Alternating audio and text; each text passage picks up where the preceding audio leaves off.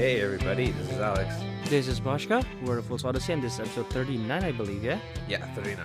And in this episode, we're taking a break from the Marvel series, because last week we finished phase 2, and before we enter phase 3, we decided to, watch this, small time movie called La La Land. So, right, when we took a break from phase 2, like in between that phase 1, phase 2, we watched Whiplash, and I mentioned this movie to Boshka. And so this is the movie that the director wanted to make from Whiplash. So this is like his dream project, his baby. And my prediction for Boshka was I didn't know what he would think because I don't know if he likes musicals or not. I'm gonna be honest, I don't like musical. Like, I don't have a good memory of musical. So when I was told that it's gonna be musical, and I was like, maybe I won't like it. Let's see, kind of thing. Yeah, this whole movie was just a giant question mark for Boshka's opinion. Because I enjoyed the movie, but I didn't know what Boshka would think. So, of course, your opinions, Bosh. No spoilerinos. It's pretty fucking great. It's really good. Like, that much I can tell you. It's very enjoyable. And like, it's continuation from like Whiplash. The music choice is just fucking woo. Well, because you're like a big jazz fan now. I'm not a jazz fan. I enjoy jazz, and it was great. Everything. So let's talk a little bit about like the movie itself, meaning like the direction, cinematography, the actors, the music. And as we mentioned, you really like the music. What about like the cinematography? Because I know throughout the movie you're just going, "Whoa, wow." I don't know, like their usage of like lighting and the way they tell details. They don't point it out. They just use the camera to show it, having something in the background, or just anything. Like it's holy shit. They set up the stage really, really well. It's like fucking insane. Yeah, it felt like you're kind of watching like a musical almost, right? Because all the props and all the characters and all the background dancers and everything singers. is there, and it was like everything like meshed up very well. It's like, wow. Okay, and now what do you think of the actors themselves? Because there's really only two characters that we're going to talk about. So did you feel like they filled their roles properly? Like you saw like there's a connection and all that stuff? Yeah, it's because like usually for me, I don't know, I can't find it hard when I see like an actor or actress doing like an actor in the story. You know what I mean? Yeah. Because that means they have to, make things up as they make things up. You know what I'm trying to say? Yeah. And but in here it's done really well. Like the female lead was insane. Like, because she did like several auditions and stuff and whatnot, right? And during all those auditions, you could see like how fucking impossible an audition it is, and and how she just just changes. Like, you could see the tone, like it's insane, like from expression, body language to everything, like to fit the character. Yeah. Ew. And I know for the male actor, he is a little bit like low energy compared to He's low energy, but he's on point. Yeah, it fits his character. That's the thing, it's just on point, and I find that. Now, did you find like that because Whiplash did jazz and then this movie's about jazz, you're kind of like fatigued from it, or you don't care, jazz all the way? I don't think I could ever be fatigued of listening to jazz. Probably it's the one type of music that I would not get tired to listen to. Interesting. Probably because like for me, like when I listen to like rock or pop, it kind of like makes you want to move, like expend energy. Like there's a lot of energy in those kind of music, right? Yeah. If you listen too much of it, it makes you tired. Like for me, it makes me tired. But for jazz, it just kind of like on the pace kind of thing, and it kind of like pulls you away. I don't know if that's the right word, but for me, it felt that way. I think I kind of understand. Like you're just like enjoying the ride that you're on. Yeah, exactly. Yeah. Okay. Yeah. And then, lastly, before we move on to characters, is like the overall story. You think it was too cheesy? You think it was like too much romance, not enough romance? I don't think it's cheesy, because character relationship, like how they were portrayed in the beginning, they met up in like the worst possible way, right? Yeah. Their first interaction, their second interaction, third interaction was bad, but there's something that's kind of like pulling them together and whatnot, and I think that's not very oftenly portrayed in like romance, or what I mean? Yes, exactly. Yeah.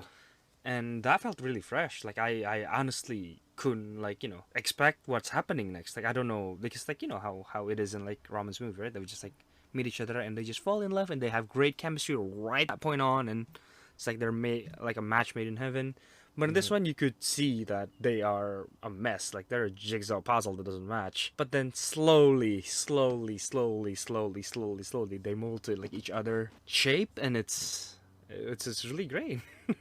Yeah, I honestly thought their chemistry together was really great, and the overall story was really good, and like the ending, the payoff was really good, in my opinion. I don't know about what you The thought. ending, Yeah. the ending was I liked it. It felt real. Yes, exactly. That's what I mean. Like that twist, you know, Yeah. like you expect because of a romance, you expect it to go one way, Yeah. right? But they chose to go Yeah. for a realistic route That, instead. that's what I mean. It feels real, and that's why it feels really refreshing. It makes me go like, yeah, no, yeah, I get it. It Yeah. could have been. It could have been. It could have been, right? But the fact it is, and it is, and they chose to live it, and I'm like, yeah, that's fucking amazing. I find it very bittersweet, the ending. And Yeah, I don't know about bittersweet, but I find it very. For me, it's more. What do you call it? It's almost like a release. I don't know if that makes sense. It's kind of like. It kind of like I don't know. It makes me feel like I'm holding my breath as I'm watching the movie the whole time. oh, And when I said that part, I was like, okay, I see. It kind of like a breath of relief, like the tension finally it's gone. wore off, or like yeah, kind of like that, and just like okay, so this is where that path will go, right? So and I'm like, okay, I see. I'll explain why it's bittersweet later, just because it's spoilers, right? So, but this as our overall impression of the entire movie itself, really good. We really enjoyed it. oh yeah. Okay, now let's move on to characters. Now, of course, watching this movie, there's really only two characters we have to talk about. We'll talk about the female lead first because she was shown to us first. The female lead we're talking about is Mia, played by Emma Stone. So her character in this movie is aspiring actress working as a barista in the beginning of the movie. Right. Yeah. So you know what? Why don't you talk us through her journey in this movie, Bosh? She tried hard and failed. It's like That's she Hollywood. keep trying. That's what it is. Yeah, it's your one stars among millions. And it was just, at this point, like I think we all go through that phase where we try, Yeah. and then we're gonna Yeah. like almost give up. And as she said before, right, she's like, maybe I'm not meant for this. You know, maybe I'm just like one of those Yeah. millions of other people who just Time realize to grow up and move on. Huh? yeah, then move on, right? Like I know we all been there. I experienced it like many times. Of course. To this day, I still experience It's life. it. Well, for you, you're just like the other million, so don't. Don't think so highly of yourself, Alex. Yeah, don't worry. You're not that great. But yeah, but like her story, I can kind of I relate to because I understand that struggle, but not to that extreme. But I just understand a little bit of it. Yeah, for me, it's the dude. The dude related to me way more. Because I could see it. Like, he has a dream, he has a goal. But at the same time, to do that, he has to make a choice, right? To make a compromise. Yes. And then that compromise, sometimes it just, it kind of makes it you know what? I compromised this far. That means I'm okay with throwing whatever I had my belief on. And this thing could push me forward, right? So Yes. I'll keep doing this. You know what I mean? Yeah. So okay, what do you think of her? Okay, let's go back to the Mia character. Definitely. How much did she change from the beginning of the film to the end of the film? Because when I think about I it, don't think she changed. yeah, she didn't change that much. She didn't change in a sense that her personality, her character don't change. Yeah. If there's anything, it's more of her view, I guess, like how she sees things. I don't know if that's the word I want to use, but Well, maybe explain your process. Like, why do you think that? she, tried on audition. She, just I don't know how to word it out, but like she's been doing the thing over and over and over, and then she got a spark of inspiration, right? Write your own story and whatever, right? Yeah. And that's kind of like, you could say that that's a daring, a bold move, right? And she goes so far that she even rented a theater for a bit, right? And then that's kind of like, I don't want to say like a turning point, but that's kind of like the climax of her struggle kind of thing, right? Yes. And then it failed. She crashed and burned, so to speak, right? And she decided to give up. But then if the thing is like if she just gave up and whatever, then I could say that her character, changed there, right? But the thing is like she came back, right? She came back standing and still pursued a dream, right? Yeah. So I don't know if I could say that her character changes, but she something went differently. I don't know what it is. It's hard to point it out. Like, I think her purpose in this story, or like her journey, is mm-hmm, more about like don't give up, because you only need like that one yeah, good role, that one good idea before you like boost it into mm-hmm, stardom, kind of thing, right? yeah. Like I because of that guess play, that's a. right? She thought she crashed and Mm-hmm, burned, but actually it caught the interest of a mm-hmm, casting director, and then she ended up being cast in a big movie role. yeah. Because I was gonna say, and when she was auditioning for that casting director, she actually sung a Mm-hmm. song, and I heard Boshka like sniffling a little bit. So I was wondering, like, were you like I have emotioning? no idea what you're talking about. Was that like an emotional moment for you? I think you assume that is. I was just watching. That's why I was just like staring at the darkness.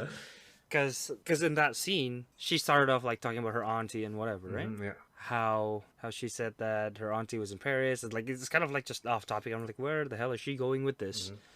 And then they start doing the magic trick where everything start blending out to the darkness, and now it's like her stage, and she starts singing it out and whatever. I'm like, holy shit, this is like magic. Yeah. It's like, yeah, and then that thing, and she just does her thing, and then holy crap! And this time, nothing distract her. Like nobody's in the way. You know, those kind of stuff. So this is like the one golden time, and she hit gold hard. So Yeah.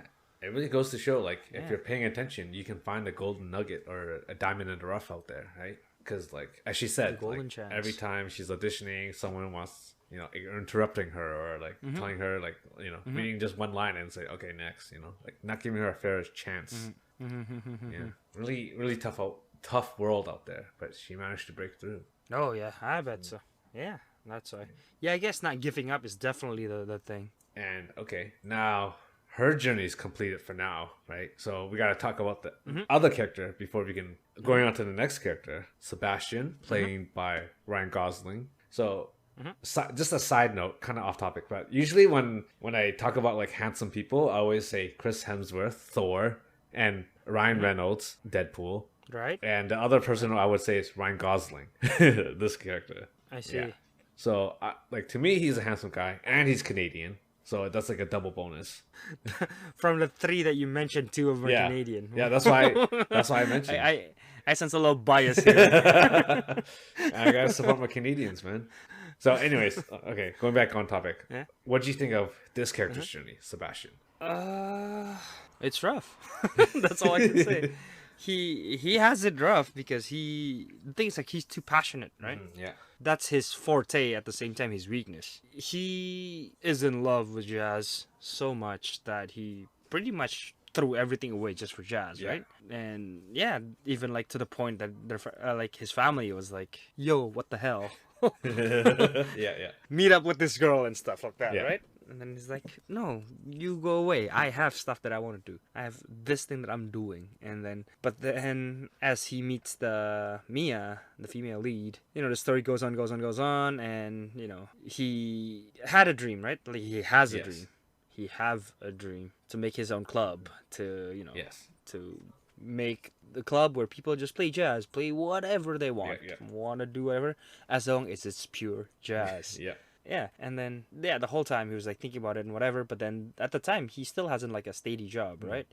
And there was also a scene where he kind of showed, I think Mia got a phone call from probably from her family, about like well, how she's doing and whatever. It's the scene in the house, and there's like, "Yo, no. Oh yeah, he's doing fine. Like he doesn't have like a steady, like a set band yet, but oh yeah, he's doing something." It's like, oh yeah, he has a dream. He want to open his own club. Oh, probably is like, oh yeah, he's saving right now and whatnot. He heard it, right? Exactly. Yeah. And he's like, yeah, and then that's kind of like the pin that drives the thing. Yes.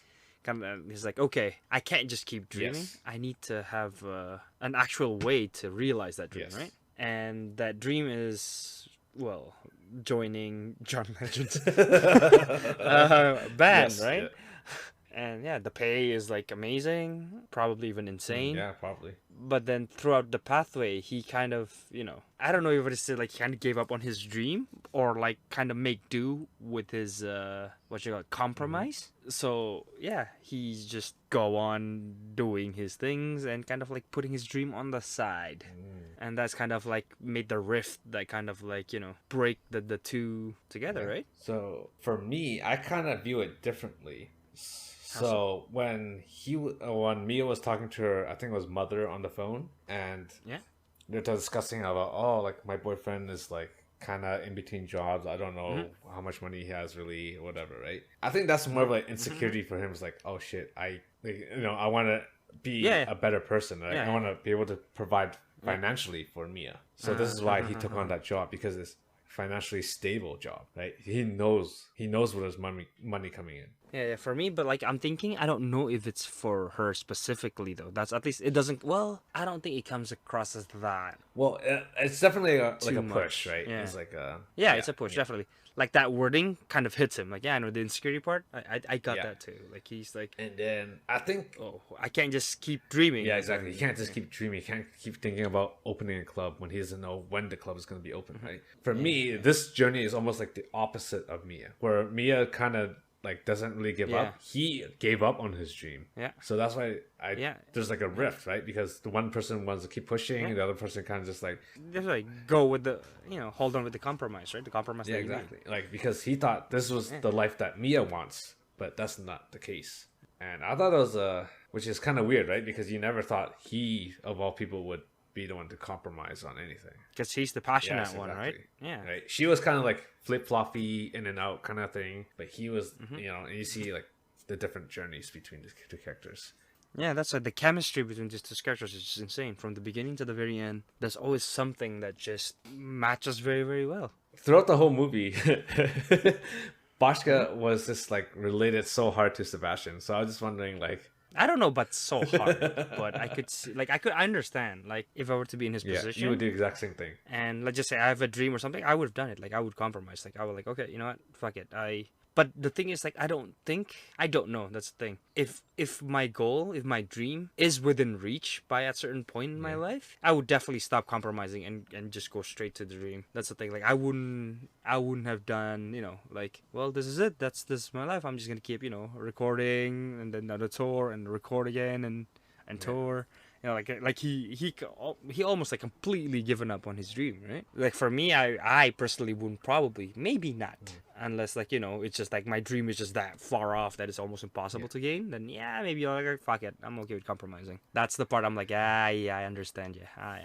But you know what about this character is like the one thing he never gave up on was on Mia. Like he always pushed her to do better, and even till the very end. More than himself. Even till the very end, he was just like, you know what? I know you're going to France, and I'm going on tour. Let's make it work. Let's try it out and see where things go. Like he believes so much in them, like that they will work out in the end.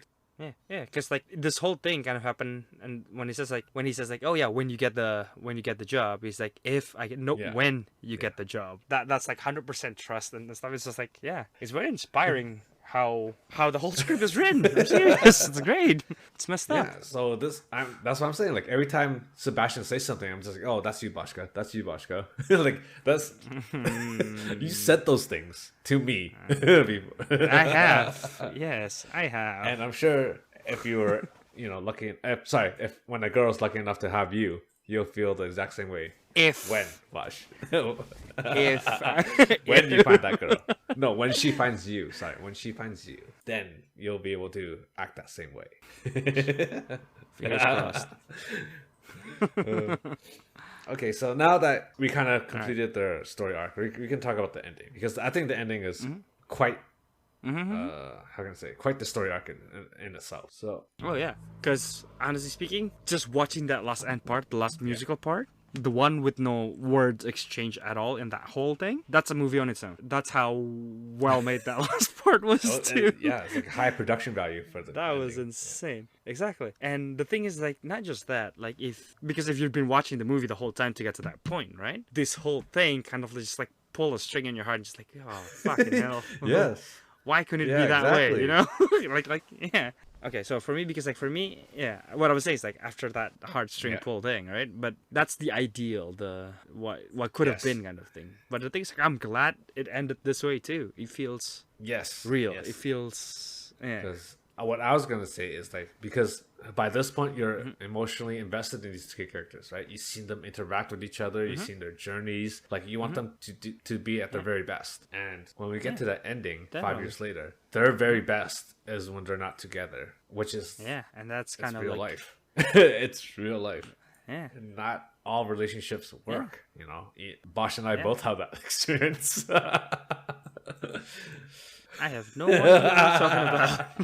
But this is why I say it's bittersweet, because I want them to get together, and then we kind of see that what if side, as you said, right? Like you see them get together, go to France together. He plays at a French bar, and then she goes do her movie. They have kids, and they just have a lovely life together. And then zoop, we go back to real life, and they're just both sad. And then smell the coffee. Yeah. So this is why I say bittersweet, because even though it's bitter that it doesn't happen, it's sweet that they acknowledge it and they just kind of like, like they still, and they live their life, and that's I think they that's still the best have part. a love for each other, but it's a different kind of love now.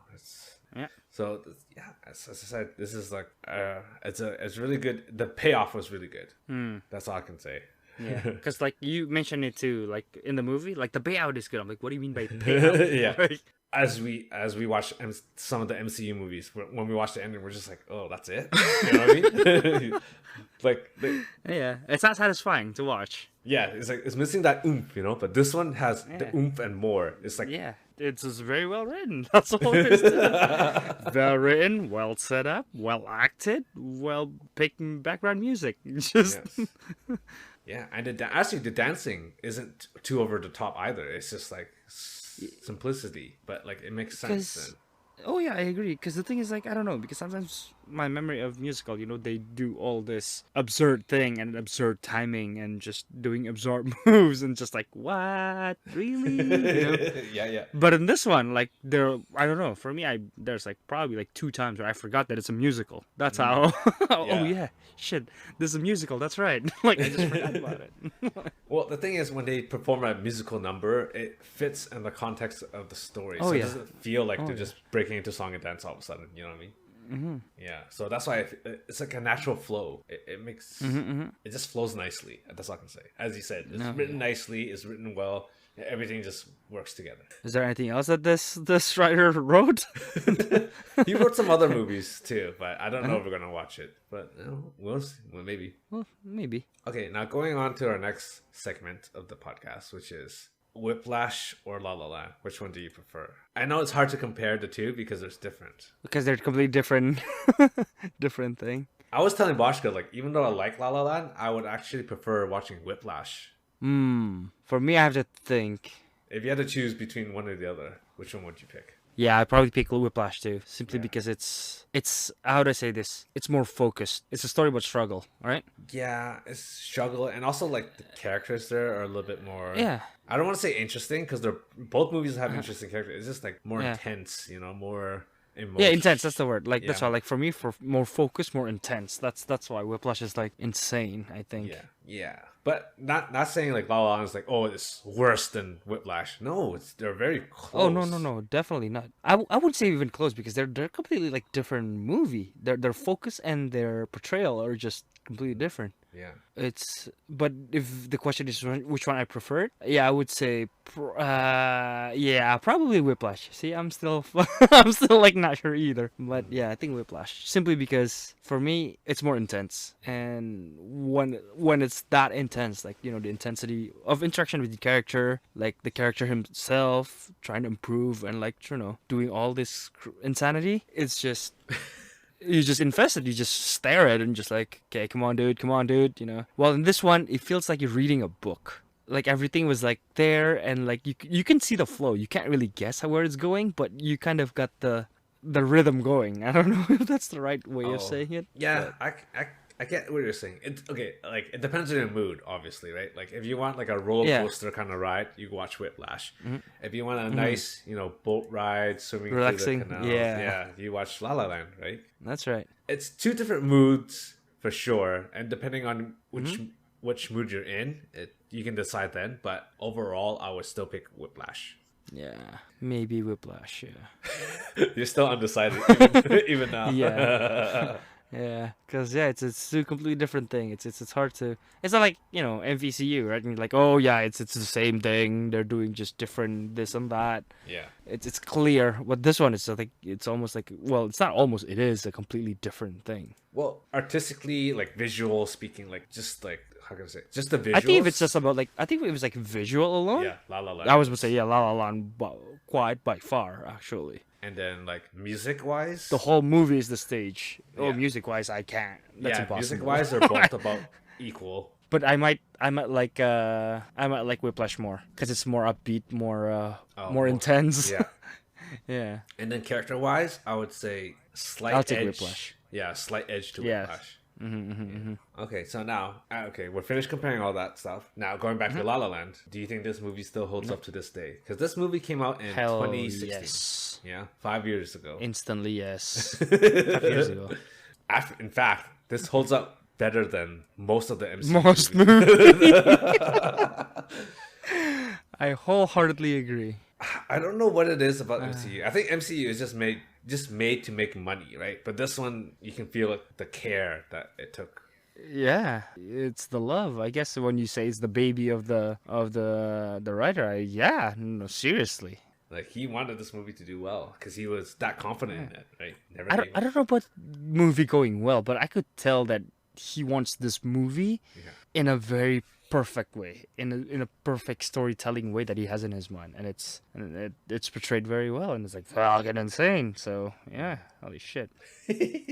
All right. So that being said, what would you give this movie? Whew, I want to give it a 9. 9, eh? I would say like 8.5 or 9, but I'll probably give it a 9. Yeah. What did I give Whiplash? 9.25? I don't know. I would give this, actually, despite the fact that I like Whiplash over this movie, I would give them the same ranking, I think. Yeah, so if I gave Whiplash a 9.5 or something, I would give this movie a 9.5 as well. Yeah. I don't know what I give Whiplash, but I think what I feel from this movie, it's a 9. And then you give Whiplash a 9 as well, or higher? I don't know. No, like, what would you I give don't it remember. now? What would you give it now? Oh, Whiplash, I would give it a 9. 9. So both equal scores, eh? Yeah, I would say so, yeah. Yeah. I would, so for me, I would go a little bit higher, like 9.25, 9.5 maybe. Yeah. Around that range. Yeah. Yeah. I mean, that being said, these movies are really well done, really great. Really fucking insane. I would recommend them all day. Easily. Yeah. You got free time, you got some popcorn in your hand, fucking watch it. Yeah. So that being said, does your idea of watching a musical change? Like, No. oh, really? So it's still the same. Because, oh yeah, it's still the same. I'll be like, musical. Like, it'll be like that. But now, it's more of a, like, I'd probably give it, like, a chance. I would see how far it goes kind of thing. If, like, the first or second song get too much, I'm like, okay, I'm done. I don't care what the movie's about. I'm out. Yeah. Yeah. Because to be honest, I didn't know how you would take this movie, and I thought you would probably lean towards the not liking it even. But I'm pleasantly surprised that you enjoyed it more so than I thought you did. What makes you think I wouldn't like it? Which part? Like, just the musical part? I think so, because not a lot of people liked the musical parts, like in general in the musical. Yeah. Right? But in this one, you're just like complimenting. The actresses singing is good. Like the dancing was fun. Yeah, no, holy shit. Yeah. Their voices is like insane. It's so pretty, dude. It's like, what the hell? Yeah. And it really helps, like, it's not, like, always dark, right? There's always colors. Yeah. Even when it's in a dark scene, there's still color in there. So that's why I was like, oh, okay, you actually like this more than you thought. Than I thought you would. Did you actually like this more than you thought you did or would? Yes. Because honestly, I don't know. Have no expectation. When it says like, oh, it's the guy who made Whiplash, the moment you said that, I'm like, oh, I don't know. I don't know if I'm going to like this music. Like, I'm just going to say that. Like, because when I like something, and then there's something that was made by the same person, my first thought would be like, it's not going to be as good as this last one. Interesting. Yeah. I could see that. Like, it was just like that. I could see that. Yeah, right? You kind of know the feeling too, right? Yeah. And then especially after that, you said it's a musical. I'm like, oh my god. Like a double whammy. Am I gonna hate this guy now? And I'm like, No. So But He impressed you. More than impressed you. Now, my next question is going to be, if he decides to make a Whiplash 2 or a La La Land 2, would you be interested in watching, or would you be like, dude, you need to stop while you're at a high point? That's where I would be. I'm like, dude, are you sure? Maybe you make another original, I'd watch it. Yeah. But if you make a 2 out of something, I'll be like, I don't know if I'm going to watch it. See, like, for me... Because both of them ended at the same time. For me, like, both ended perfectly. Yes, I agree. So I don't want any sequel or anything. No, see, like, for me, if I was to make a sequel to these movies, I wouldn't use the same characters. It would be like a completely new cast of characters, like new story, new cast. But they're doing the same thing. Not new, not same thing, but like same tone. You know, like how La La Land is a romantic drama. I would keep that romantic drama tone. Like, I wouldn't make La La Land 2 a dramatic comedy or something like that. You know what I mean? Or like action comedy. It wouldn't make sense. I agree. Or like Whiplash 2 be like a comedic thriller or something. I don't know. Yeah. Like, yeah, I get it. Yeah, I kind of see, but like what I'm saying is that like Whiplash 2, because right now it's like, you know, him trying to improve, like break the limits. Almost like I think I said that too last time. Like, he's an athlete trying to break his limit, right? Like with the drumming and whatever. He's drumming. He's trying to break the limit. He's trying to be a legend, trying to write a history kind of thing, right? If you're gonna make a Whiplash 2, so somebody's gonna try to do the exact same thing, just different instrument, I won't be interested. That's what I'm saying, right? So you want like a... It's just gonna be the same thing, completely new something, whatever. So that's why, like, the reason why I like La La Land more than I thought it would be, because it has nothing to do with, well, I wouldn't say nothing. It's almost like different from Whiplash, like completely, right? I see. They have fascination to jazz, but it's not a what do you call it? Like break your body, shape your mind kind of approach, right? Okay. All right. I mean, yeah, I totally get it. Like, Yeah, because if I want to say it in like a weeb word, it's like, it's not like Whiplash is shonen, okay?